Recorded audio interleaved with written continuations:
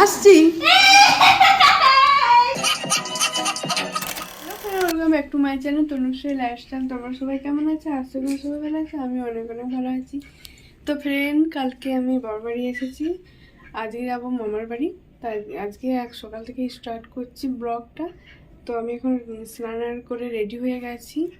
তো দেখতে পাচ্ছ মা আর আমি যাব।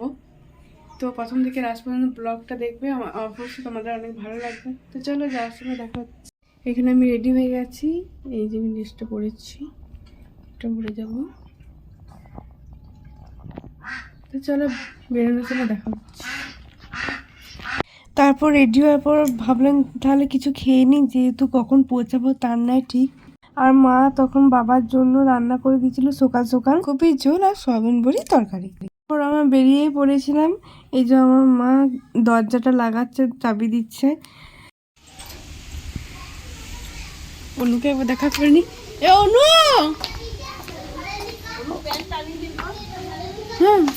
হ্যাঁ আসছি,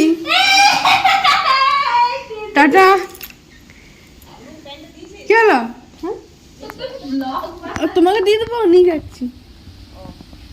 বলেছো ওকে?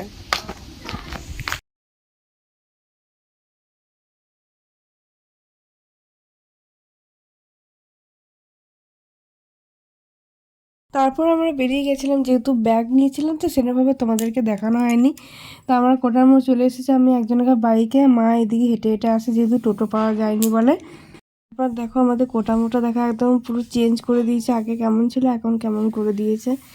তো এতক্ষণ ধরে যে বাসের জন্য দাঁড়িয়েছিলাম, মানে বাসই আসছিল না, প্রায় তোমার 1 ঘন্টার মতো দাঁড়িয়েছিলাম যে বাসের জন্য।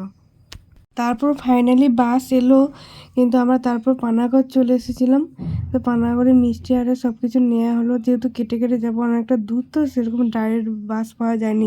যেহেতু 9:15-তে একটা বাস ছিল, তো বাসটা পাইনি, অনেক লেটে আমরা বেরিয়েছিলাম বলে। তো ফাইনালি বাস দেখা হলো, তো আমরা ডাইরেক্ট বাস পেয়ে গেছি। তো যেতে যেতে আমার খুব খিদে পেয়ে গেছিলো, ওই জন্য কিছু খেয়ে নিয়েছিলাম, Frooti, biscuit, chocolate.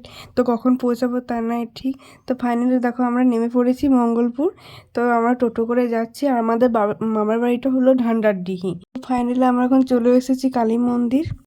So finally দেখো আমরা এখন চলে এসেছি মামার বাড়ি, এখন যাচ্ছি বাড়ি দিকে। আমরা সেই 9:30টার সময় বেরিয়েছি, আর পুরো বাড়ি ঢুকলাম 12টা 6 বাজছে তখন। এটা হচ্ছে আমার দিদুন পেয়ারিসি। দেখো, আর এত টায়ার্ড ছিলাম যে আমি, যেহেতু বাসে এসেছি তো বাসে একটু বমি লাগে আমার, তো বমি করে এসেছি, আর শরীরটা খুব খারাপ ছিল। আর আমার পুচকুটা দেখো, আমার অন্নপ্রাশনে এসেছি, এই পুচকুটার কি কিউট না, দারুণ লেগেছে, আমি পুরো চটকে দিয়েছিলাম একদম। কিছু করা নাই, তেল বেলে কিছুই দিয়া নাই, উড়ুক ধুড়ুক আছে আমার পুচকুটা। হাতে তোমার এই ঘরে শোন না। তো চলো, এখানে ভিডিওটি এন্ড করছি। ভালো লাগলে লাইক, কমেন্ট, শেয়ার অবশ্যই করতে ভুলো না। চ্যানেলটা সাবস্ক্রাইব।